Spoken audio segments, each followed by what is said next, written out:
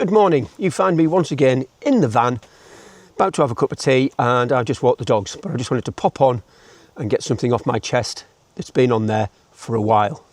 My name is Andrew. I'm a wedding photographer for just under 20 years. I did my training with the British military about 33 years ago. I'm also a master's level qualified coach and mentor with the Institute of Leadership and Management. I'm just basically going to call out this individual for the use of the word scam. Here's another scammy thing from the wedding industry that you might not know about, but I do because I've been a wedding photographer for 14 years and I'm also planning my own wedding. Let's talk about paying to go try on a wedding dress. Now, this is not something I was aware of as a photographer. It's something that I've learned as a bride-to-be. I don't like it. I haven't put the full clip in there. Go on there, watch it yourself, but it really annoyed me, and it annoyed me for a few reasons. About 10 years ago, give or take, it became a trend that groups of women knew that they could go to a bridal boutique, a bridal dress shop, get free Prosecco, try on dresses, have a great afternoon, loads of laughter, giggles, etc., and then walk out with no intention of buying. Probably none of them were thinking about getting married, and essentially wasting the shop's time, costing them money with regards to trying the gowns on, all of the heating, lighting, staff levels, etc., etc. And that literally was a trend. So the bridal boutiques then says, well, we don't mind people coming in and trying on dresses, but we're going to put some controls in. So the boutiques put a cap on the number of people who could come into the shop, and they started charging a fee to make an appointment, so a booking fee, as it were. The booking fee was, in many cases, refundable against the purchase of a dress, and it was a really small nominal fee, 25, 30, 40, 50 pounds, which is expensive to start with when you think about wedding costs, but when you think about the cost of running that boutique, it's not. And this is where I have a problem with the OP using the word scam. Charging for an appointment isn't a scam, it's a business decision. It allowed the boutique to offer a more personalised service, more one-to-one service, more one-to-one consultancy.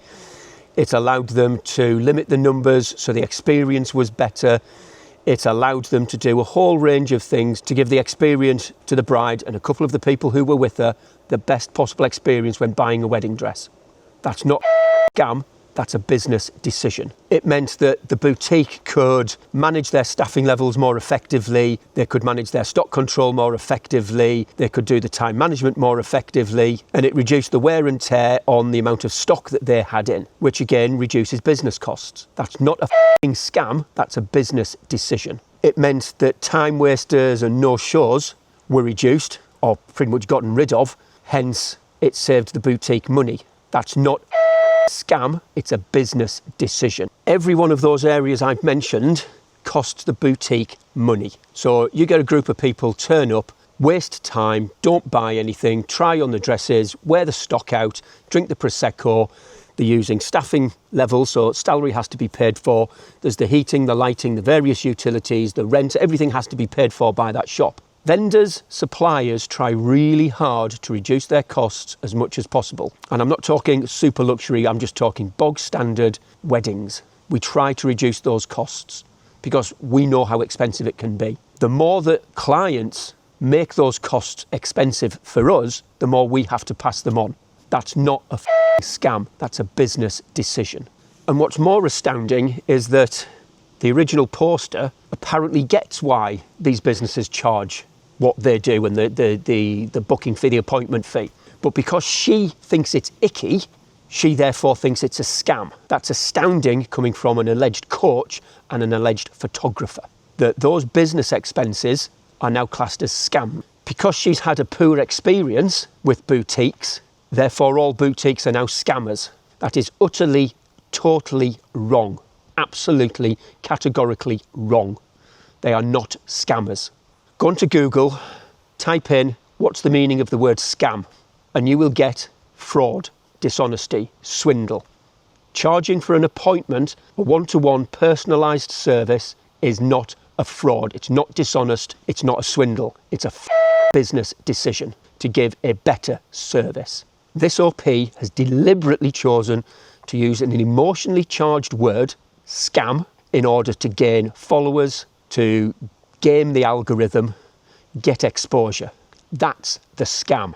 That's the dishonest part of it. because that boutique or all of those boutiques are making a business decision based on reducing their overall costs.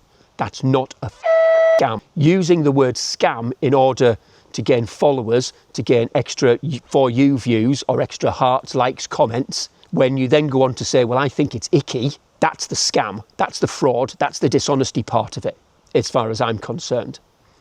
And just to finish this off, I'm a wedding photographer that includes wedding albums, and I have done for nearly 20 years. The OP is a wedding photographer who charges more than me and gives a USB stick.